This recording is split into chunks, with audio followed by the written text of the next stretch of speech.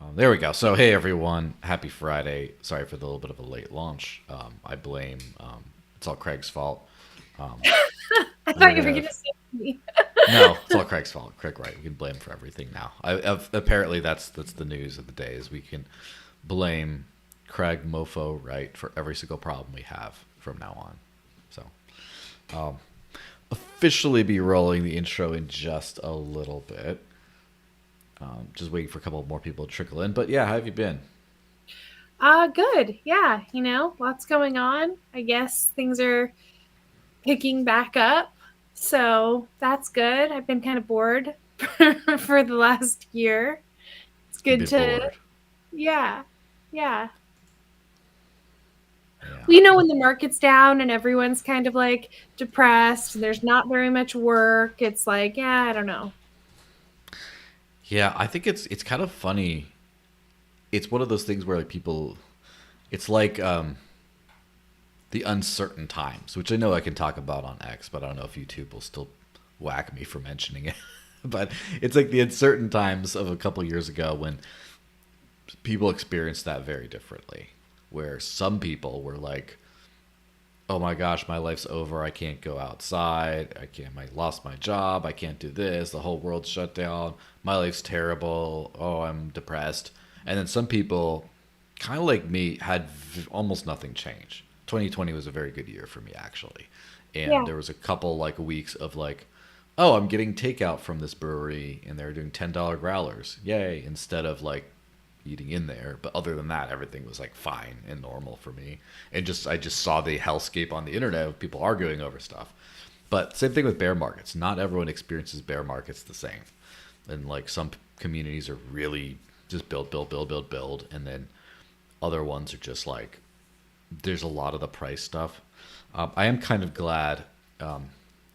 So the Maya protocol, which launched last year, made an Mhm. explicit decision to launch during the bear market because they wanted to know if they could sustain everything ongoing.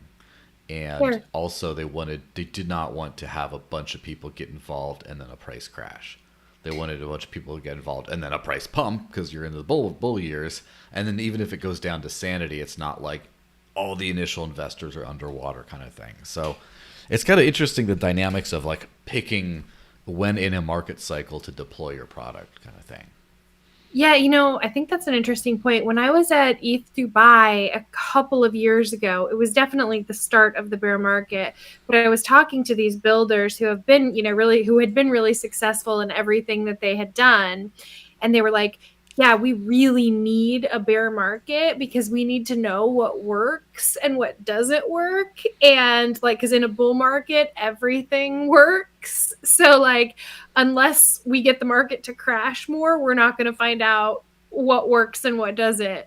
And I thought that was a pretty interesting takeaway from that. Yeah, especially like the getting the market to crash as opposed to like, when it crashes, it's like, oh, that's interesting. Yeah. It's not dumping enough. Like, oh, Yeah, and it I is mean a we were mid crash at that point. I want to say like we were probably a year into bear market, but I think a lot of people were still like, thinking that things were going to turn around. yeah. And I do remember last year I had some not last year, last at the end of the last cycle, 2021 or so. I there were some people that were like, I don't know if there's going to be a bear cycle coming. Yeah, I remember those And people. I was like, and some people I wouldn't necessarily expect who aren't into this at all. Like, for example, it could have been on my show that Naomi Brockwell was like, I don't know if it's going to be like a bear cycle or, it might be a little one, but then we're still just up and up for adoption and stuff. And I would say that turned out to not be correct.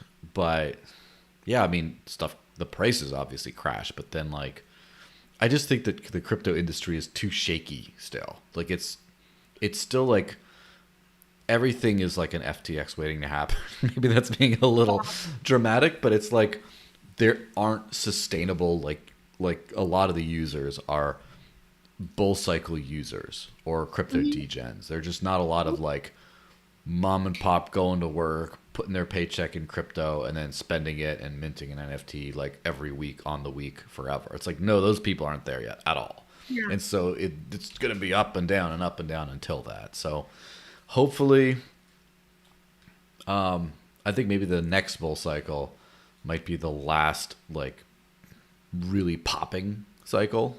Okay, when you say next, do you mean current or like 2028? Okay. That might be the last pumpy one. Too. I've heard people say this will be the last chance for, exponential gains to be made because we're dealing with regulations, and with regulations come less volatility. And yeah, I don't buy that. I understand where it comes from for sure, but it's just that regulations haven't really come that much. Some people have tried, and it's not a globally universal thing. And as soon as like Dubai or something figures out, hey, guess what? If we Wild West here, we get all the money in the world.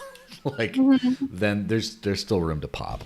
But yeah, pomp, as they say. I think it's probably a good time to get this thing going.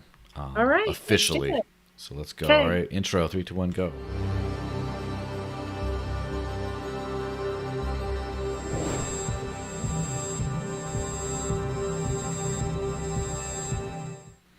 So, hey, guys, gals, non-binary pals. Sorry, I copied that from a famous YouTube chef. Guys, gals, non-binary pals, welcome to the Digital Cash Rundown, episode 146 with Nerd Girl 007, a.k.a. Nicole Grinstead. How's it going? Going good. Thanks, Joel. Yeah, we've already been talking for like 10 or 15 minutes. I don't know. Yeah, I'm trying hard not to get demonetized in this whole thing, so bear with me. Maybe my sense of humor might be a little slow today because of that. But anyway, if you're if you're in my Discord, actually there was some compromise in my Discord a few weeks ago, and everyone got kicked out, and so I had to let everyone back in. But still, because if they have my NFT, they get in there and can just sign it anyway and get in there. But basically, you might need to re-sign to get in. Another bit of news on that, which I'll do more of a post on. I'm probably going to transition away from my wax NFTs. It's just so much more annoying to like verify to get in there and stuff. So if you have one of my wax NFTs, I'm going to send you a Polygon one, and everything's going to be so much easier.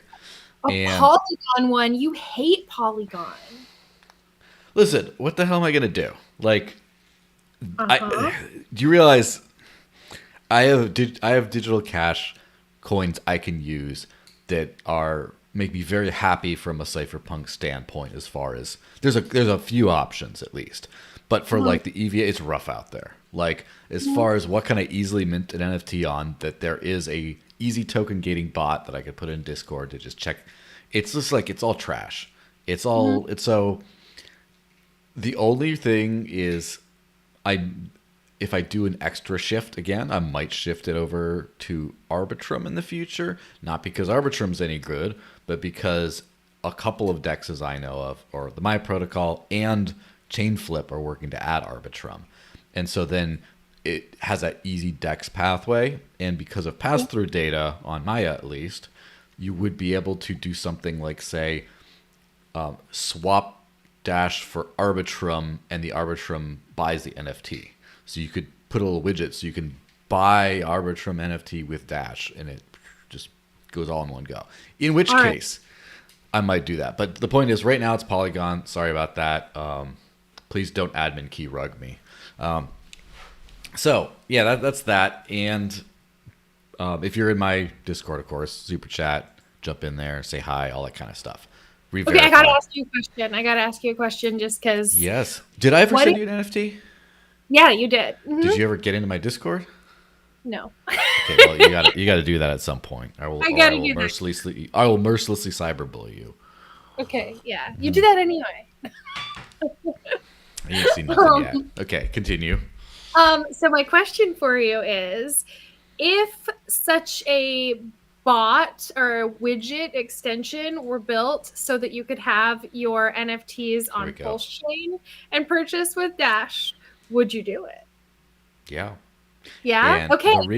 And first off, I do have a user, hi XK, who is a big Dash fan, but he's also a big Pulse fan. And sure, there was like a whole thing. yeah, and he would take his thing on Pulse. And I've had, of course, people saying, if there's a Bitcoin Cash tokens NFT, would you? I'm like, listen, if I can mint the NFT and there is a token gating bot I can use, I will mint it on a potato if you want. Like, I don't care. Like, whatever you want, I'm serving the customer. If it was like, I don't think I've given up.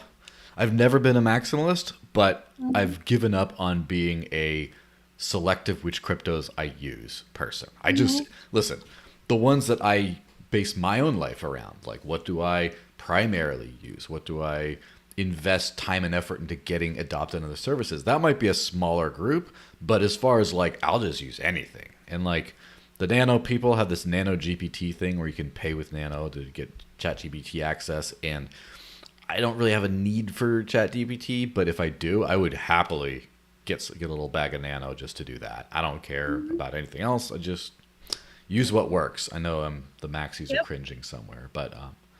They're not watching anyway. They stopped paying attention to us a long time ago. Yes, that's why I have like 12 viewers, is because I piss off the maxis. And I'm not one of the bankless people. That's the problem is I'm not a fraud. I think if I was a fraud, I'd get a lot more of an audience. I agree. Yeah. Well, speaking of audience and fraud and stuff like that, this is going to be a great segue. Let me switch over to, so CoinATMRadar reached out to me a couple months ago or whatever. It's like, hey, we tried to sponsor some random maxi, but he didn't answer. So we thought, oh, this guy is aligned with our values. Why don't we throw him a bag just because of that? And so now they're a sponsor of the podcast, which is very nice. So let me just read a little thing on CoinATMRadar because, again, not being a total fraud actually got me this. So finally I got financially rewarded for not being a total fraud. So this podcast is sponsored by CoinATMRadar. When buying crypto with cash, an ATM is much more reliable and safer than meeting some random person in a random place. And, you won't get thrown to prison like some people I know who've done that. It says, and unlike an exchange which could freeze your account, hello FTX, you truly own all the crypto you buy. With CoinATMRadar, you can find crypto ATMs and other services where you can buy or sell cryptocurrencies for cash. And of course, in my case, it's always sell because like if I'm traveling to Europe or something, hit up one of the ATMs, get some cash for my crypto and just live in the dark zones if I can't figure out how to spend crypto there. And on their website, you can search by coin, address, if the ATM supports selling as well as buying, and you can also search by geo area, country, city, state. You can also check out and compare actual current fees of different ATMs. So if you want to find out more, head over to, CoinATMRadar.com, which is CoinATMRadar.com. Whew, there we go. So now we got the shilling out of the way. Let's switch to the story of the day. Yes, the topic of the day, which is UK's Craig Wright. UK Supreme Court refuses Craig Wright appeal. This is a CoinDesk article. I mean, listen, don't bitch about it. There's no good crypto publications, maybe. But anyway, there are not. Except for CryptoMac, of course, which is amazing. Of course. In July, panel of judges ruled that Wright was only entitled to just one Great British pound in compensation for a libel claim against Peter McCormack. And since then, so they're going to settle. There's the next article, which is kind of in the same vein, from CoinGeek, which is basically Craig Wright owned. Listen, this is not 100% true, but you know what I'm talking about. It's which basically Craig says in the Satoshi trial, the COPA versus Wright, Craig Wright makes a bombshell offer to settle the COPA case. So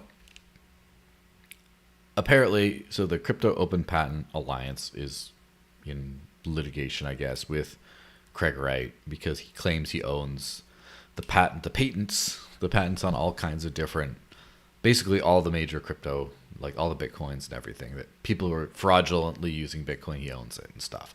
Which is just, apparently, it seems like he's going to lose this case hard, probably, which is why there's this settlement offer he's doing. But I guess we'll see. So there's two things. First of all, the UK Supreme Court kind of throwing out the whole, I guess, was it defamation case or whatever it was against McCormack, etc. So, yeah, it was that the UK court ruled that McCormack had to pay the equivalent of £1 for the defamation. And then that was appealed twice, and the court rejected the appeal. So it cannot be appealed again. Yeah. So basically, that thing got kicked out. Now the actual upcoming case is, I guess, getting more interesting and definitive, but on a different subject. So yeah. Basically, the lawsuit avenue seems to be drying up for Craig. And it seems to be, from my understanding, and I don't want to be unfair to people, but like BSV has had a lot of different things going on outside of this. But a lot of BSV hopes have been pinned on favorable court outcomes. And Craig Wright himself has been doing nothing but freaking suing people and blogging people on Twitter. Like, that's literally all he does. And so, I mean, I'm a little bit disappointed in Satoshi for being like this, but you know, anyway, what's your take? You see, I would guess you're much more knowledgeable on the subject than I am, just because I am. Not that you're a huge expert necessarily, though you might be, but just I have tried to not care on this kind of stuff. So there was a time years ago when I was really obsessed with this case and this story, where like I spent probably a year and a half of the time that I've been in crypto just on the Bitcoin Cash, BSV kind of chain fork trauma story. But that has Careful. like that's I'm gonna rage quit on you if you use that term on me. Fork trauma. You mean fork trauma? Your fork trauma? I'm just joking around here. I know you're just forking around. Yeah. So there was a time when I spent a lot of time on it. It's been years since I have, though. It's like really not a huge part of my focus. But since you said you wanted to talk about that today, I did listen to Arthur Van Pelt talk about it for about an hour earlier today. And I can say this is something he was saying, actually, that this lawsuit has nothing to do with the patents, and that it's in fact about the Bitcoin white paper and the cease and desist letter to try and force COPA to take down the Bitcoin white paper. So Van Pelt says that SV supporters claim that COPA is after Wright's patents and trying to claim them or make money, but it's nonsense because all of the patents are held by nChain and that no court ruling will ever take those patents from nChain. But the fear is that the patents are less valuable if Craig is not regarded as Satoshi. So that's where this all hinges, is if Craig is Satoshi, then he has the, right to the hosting of the white paper. If they can't force COPA to take the white paper down, no, they don't get control of the patents. They don't, nChain continues to hold those patents, but that those patents are less valuable. Yeah, that makes sense. It's all about the money. It's always about, trying to get control over that so you get to profit out of it. Now, are those patents super valuable, do you think? I have no idea. I really don't know that much about, intellectual property law. Yeah, so what I have known is there's a few pieces of interesting tech associated with BSV that have been patented by nChain, such as, I believe, Paymail, the username system that they use. I believe it's so. Therefore, if I tried to replicate that on a different chain, then Craig would be pissed off, or So right. That seems interesting, but not like revolutionary. I guess they must be trying to apply these patents to a much broader scope of things, to where they're trying to apply patents to stuff they didn't actually invent. Yeah, well, which is essentially what COPA was created to protect against. You're really only supposed to enforce, if you are a patent holder, you're only supposed to enforce your patent defensively. Because originally I was like, okay, so who is COPA, right? Who's behind it? And like, if they're, I don't know, I'm kind of skeptical of any time that like alphabet letter agencies start getting involved in things. And it's like, come on, this is crypto. Do we really need this like, regulatory body that allegedly represents us all, but really is just about companies? But I did look into it a little bit, and it seems like their pledge is to only use the patents if it is, like I said, if it's defensively, right? So Uniswap, because one of my questions was, well, okay, could COPA potentially go after an entity like Uniswap for having a patent on their V3 that was time sensitive, right? So it's expired now. Now V3 can be forked, but it seems as though they wouldn't, because it wouldn't be like coming at, Uniswap's not coming after people who didn't use their invention. Yeah. Yeah, it's a little strange. One thing's for sure. It's funny how so I was just interviewing the guys behind Chainflip this week, and that'll be out next week. But the guy who did it, he's also the inventor of Session, the encrypted messenger. And so I think, first off, I think that's very impressive that you create something that's really that I've heard about outside of crypto a lot. And a lot of people are saying it's like some of the best in class type stuff. At the same time as then you do something else that's like really innovative and cool, which is Chainflip. And like the genius type people who can do stuff, not saying, Homeboy's necessarily a genius. It seems like he could be from all this stuff. I'm just saying, you keep on having win after win. And the whole Craig Wright is Satoshi deal, which I just have never cared about. In the beginning, I thought he probably was. Now, based on not necessarily hard evidence, but just circumstantial type stuff, I doubt it, but I don't care. The real thing is I don't care because Satoshi's vision on Bitcoin growth. Not in a BSV way? Yeah, not necessarily that, but Satoshi's words are pretty clear on Bitcoin's original design and scaling in some cases, right? Maybe not 100%. Like, there's some variability as far as how you could apply that today. I don't think we need to contact Satoshi and have him say, "Oh my gosh, what the hell is Bitcoin today?" kind of thing. It's obvious it's something very different from the white paper. And I don't think that establishing the Satoshi personhood will change anything. BTC is doing its stuff. And it's just, at this point, it's going to have to succeed or fail. And I would argue it's done both, by the way, in a lot of ways. It's succeeded and failed in a lot of ways. But some people would say one or the other on its own merits. Who cares what Satoshi says anymore? Because it's already been there the whole time. Now, if Satoshi comes back and says, "No, you've done everything wrong," changes nothing, And if he says, "Oh, you're doing everything right," that also changes nothing. So, and if Satoshi says, "Oh, BSV is the real way.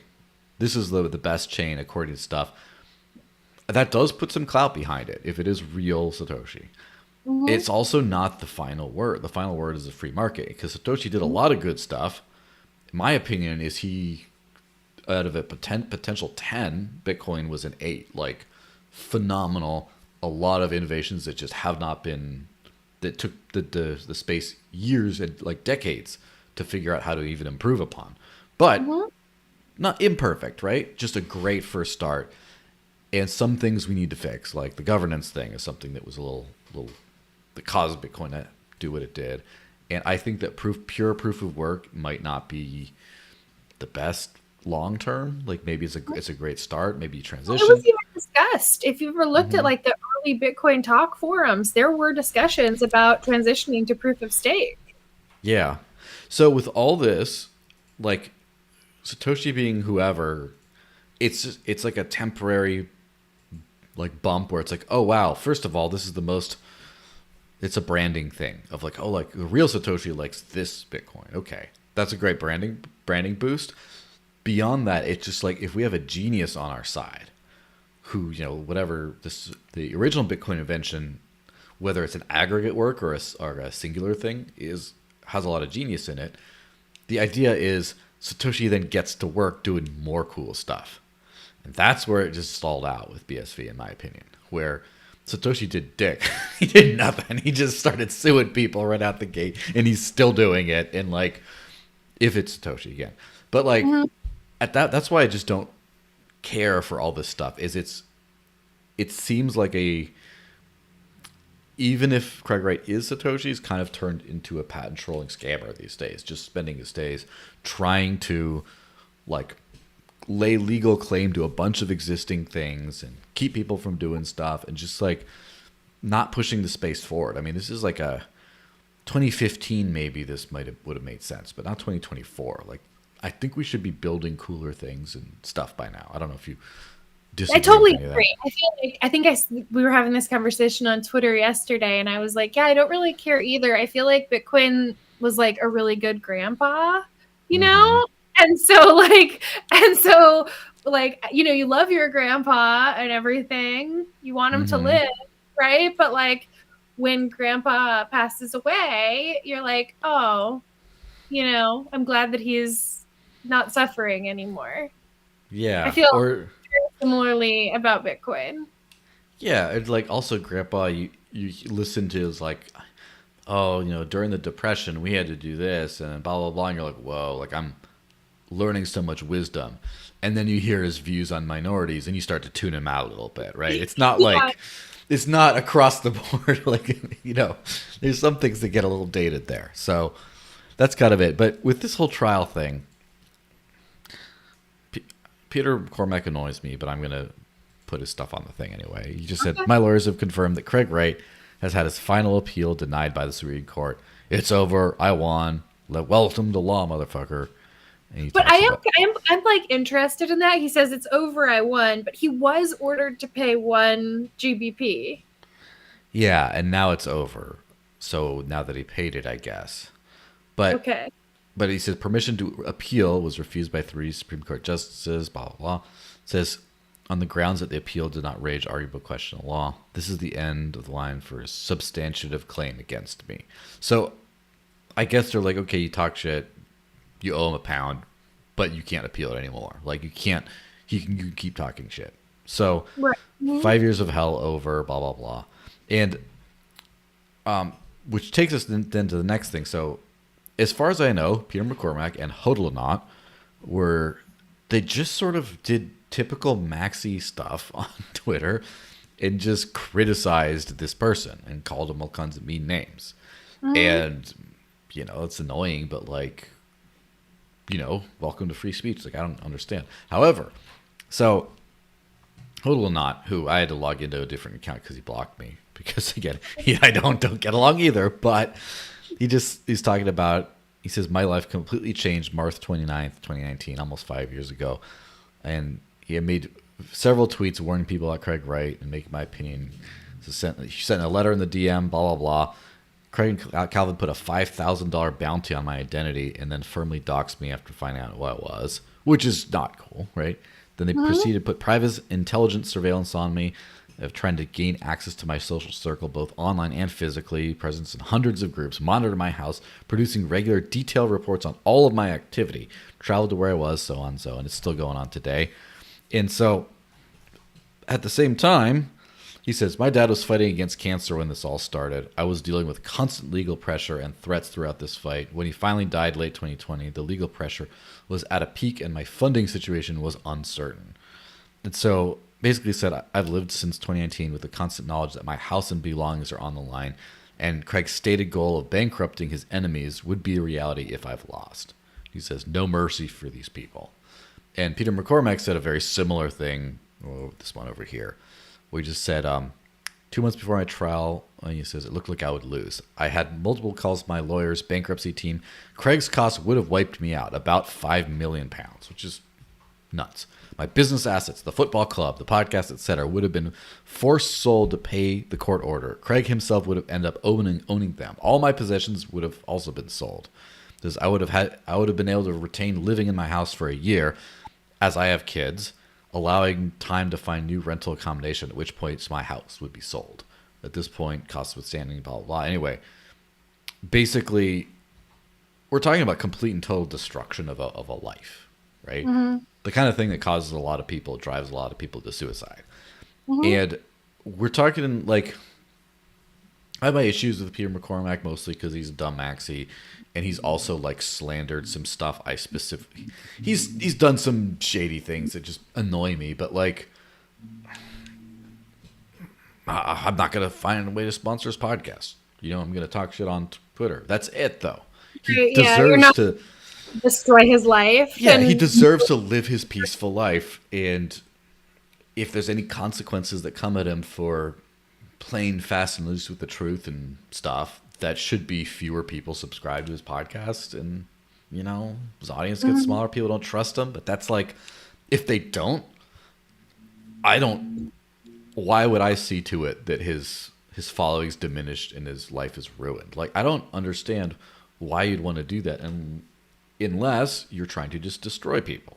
You want to bully people into silence so that they're too scared. And in this silence, you get to say, look, no one is challenging my claim that I'm Satoshi because you've already bullied all of them legally into silence. That's kind of the thing. And that's really pretty despicable, if you ask me. Yeah. No, I think you're right on there. That is like, my grandma told me once when I was young and I was very upset at one of the kids that she babysat for, and I had like exacted this plan for revenge. I mean, I was like 4 years old, right? Mm-hmm. And she told me, and I was telling her of my plan, and she told me, Nicole, the best revenge is living well. Mm-hmm. It's the only way. You don't do things that are gonna, inflict pain or harm on others. You just live your best life, and that's the only way of getting revenge. And I've lived like that, since then. Yeah, the real thing would go back to like, oh, what was the purpose of Bitcoin and stuff? And unfortunately, a lot of BSV people got roped into this scammy mindset because with the inability to justify BSV's superior utility in a completely decentralized context, they started to say, well, decentralized doesn't matter, or, well, it's just a really way of like cataloging things so that the law can actually decide. And like, well, if you steal someone, if you have a court order, you should be able to revert to repossess coins and send them back to their original owner or whatever. Like all this kind of stuff it starts to break down at the very fabric of why this all matters. And tools are tools. They do different things for different people. I care about crypto because two things. One, I care about freedom. And two, I want the world to be just a better place. And so destroying people's lives with lawsuits is not making the world a better place. You're just hurting people. And the first part about the decentralization and freedom, if this is something you have to constantly enforce through legacy legal systems, if it's not something that you can just exceed those systems by just, doesn't mean there's no place for those things, especially not in today's world, but it's just not interesting in the slightest to me. Like this individual, as far as I've known, I have no idea what he did in like the 2008 days and all that. Like I'm pretty confident he had something to do around the time of the... That's the thing that like you can't, once you start looking into it, you can't really deny that Craig was there. Yeah, he was around at least. Yeah. Yeah, and so all that, like everything he's done as far as everyone's known, oh, it's this Craig Wright guy who claims to be Satoshi. Everything he's done has been all government and destroying people. And those are the opposite things of what I care about. So, yeah, I wouldn't say like bury him under the prison or anything like that, but like just make him lose his cases and have him go away. And I hope the people I know who still subscribe to his vision, I hope that they find a way to like, I hope they don't just leave crypto when he's done with them. Like, well, okay, let's just talk about this. Like, so let's say, Craig loses this COPA case. Does that really change anything about like BSV's ability to function as a blockchain? I don't think it does. Does it? Am I missing something? No, I think he just loses claim over open source stuff. Yeah. And that's it. And he could still, and I think depending on how he loses these cases, he might lose the ability to lay claim on things in the future. There might be legal penalties. I saw someone say something like he was ordered to pay in excess of $1 million to something in some court. There's so many court. That's the thing is which Craig Wright court case, because there's so many, right? But so I think he'll probably just lose a bunch of money and not be able to do more of this stuff. Or more importantly, he'll lose Calvin Ayre's money, you know?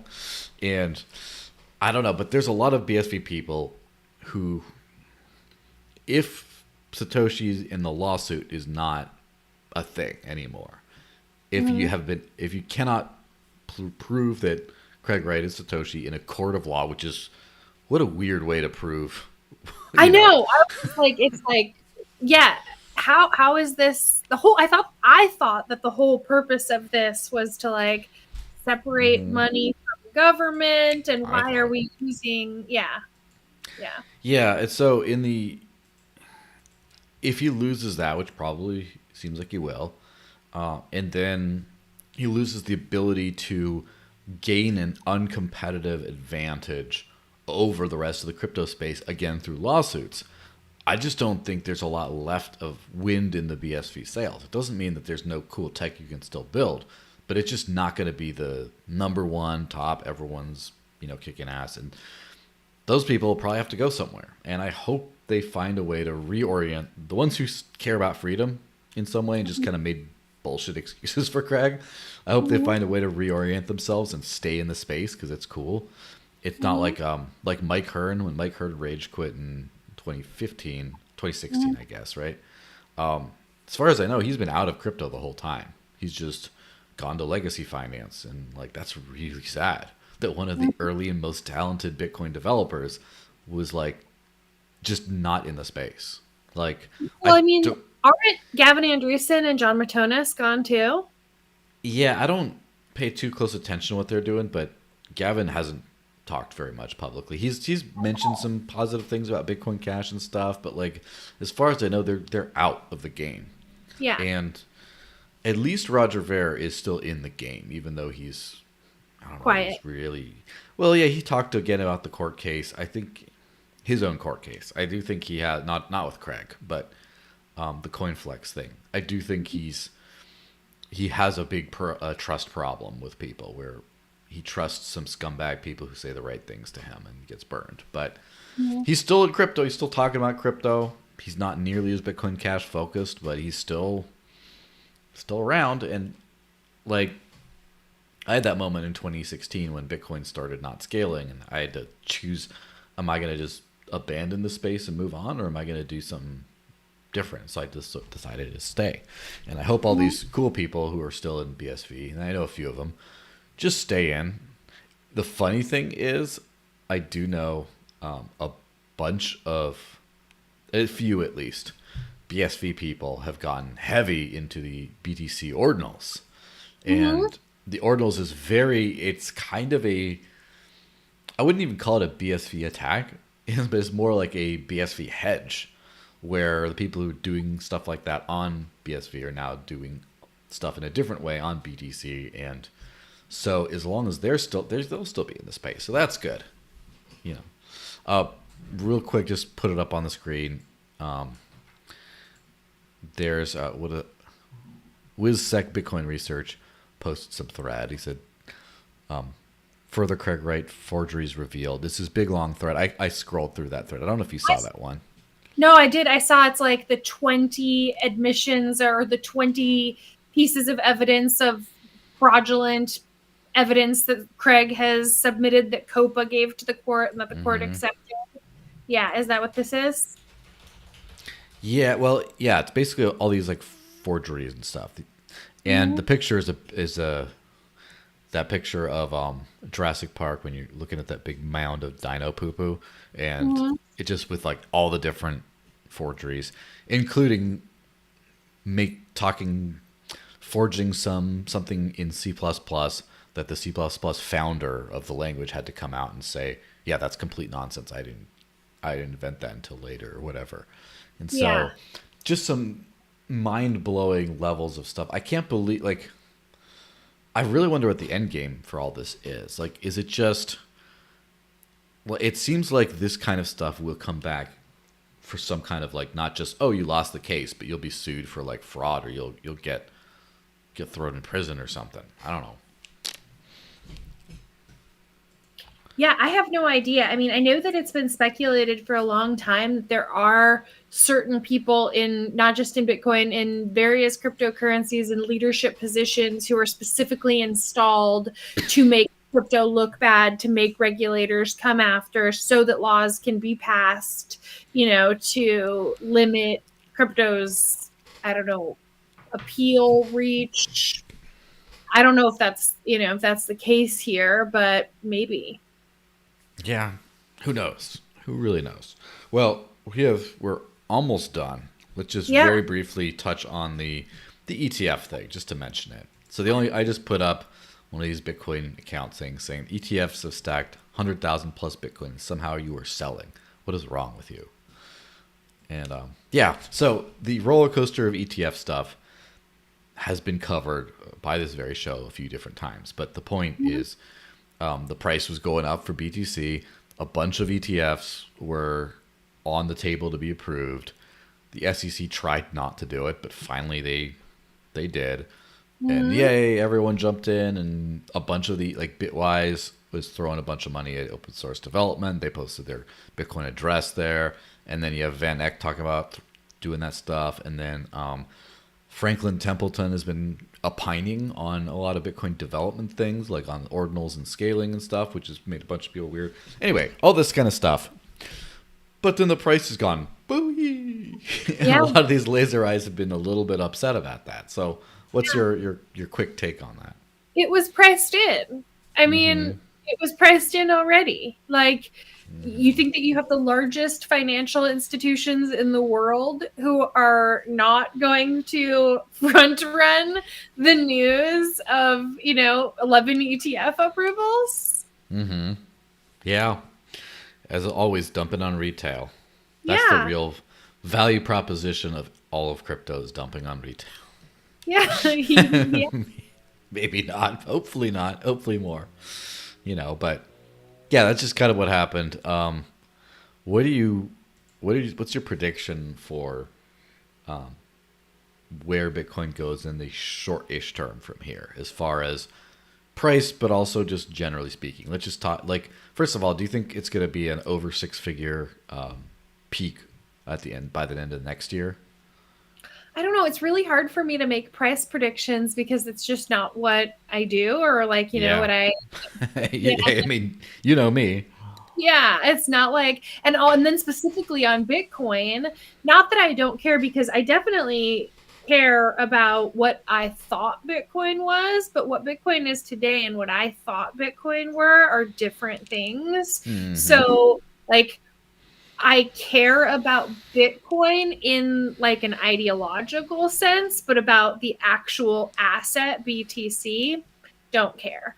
I have some, but don't particularly care. So just what I would think is there has to be significant psychological pressure at the 6-figure mark.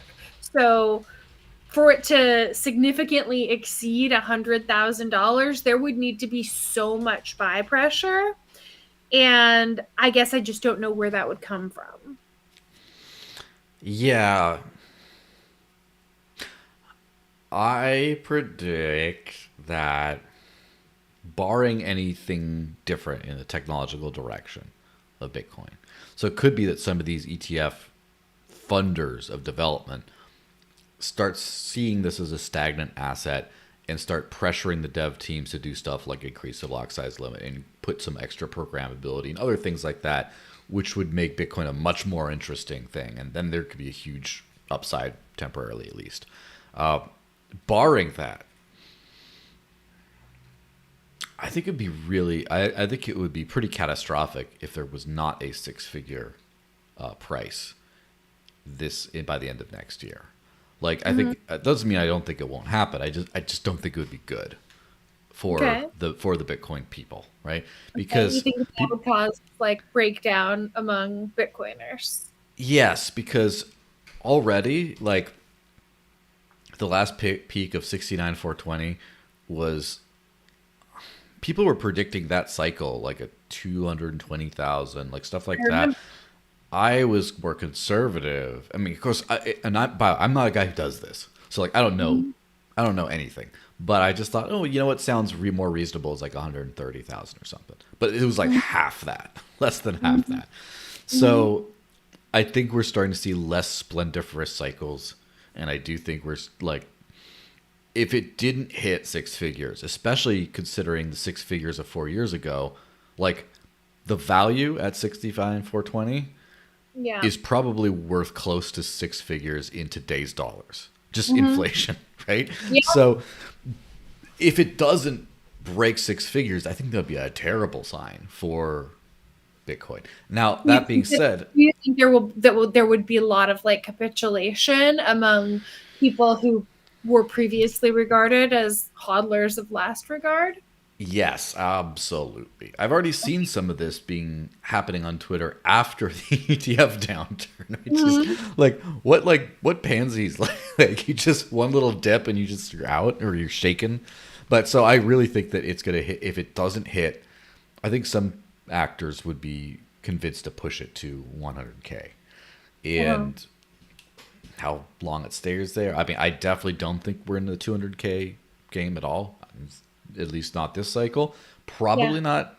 Maybe next cycle, but maybe even not then. Like, I think we're starting to The slow down S the curve. pumps. The S Yeah. curve. Yeah. Hmm. Yeah, especially when there's no like Ethereum was posed for a flippening this cycle, Hmm. except they freaking could not scale, and then like, okay, that's done. Hmm. Flippening has been canceled until further notice. It's not Hmm. happening anymore.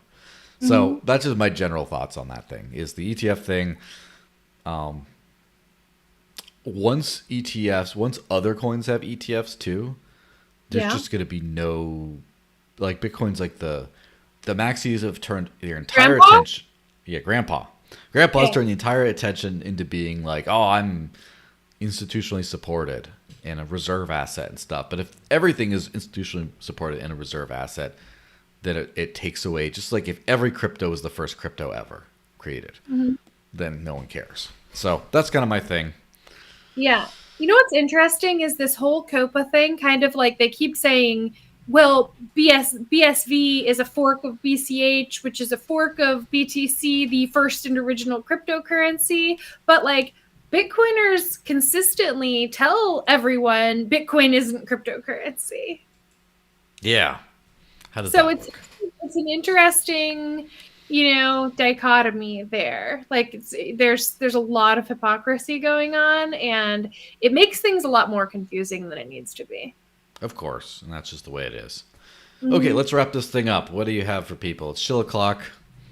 And what's I that got magical? nothing to chill. It's the most wonderful The 12 time people watching of the probably show. already follow me. I probably already follow all of you too. But if I don't, let me know. All right. Well, the shill I will give is follow you on X. I put it up on the screen. Nerdgirl, NRDGRL 007 on X. And yeah, it has a lot of fun takes. Still has more followers than me. I got to catch up. And has a pretty hilarious banner for the profile Oh, there. my banner is so good. I made that. Yeah. Yeah. And yeah, I just can't mess with it. It's top stuff. All right, so Yeah. follow Nicole. I'm doing the Dash podcast next, so I'm a little bit late for that, so I gotta run and do that. But yeah, everyone, remember, taxation is theft. Your phone is spying on you. Live on crypto before it's too late, and a bunch of other things I haven't figured out to put in that list. But anyway, enjoy the weekend, guys. Use your crypto, and I'll see you guys either in like 5 minutes or next week. Bye bye.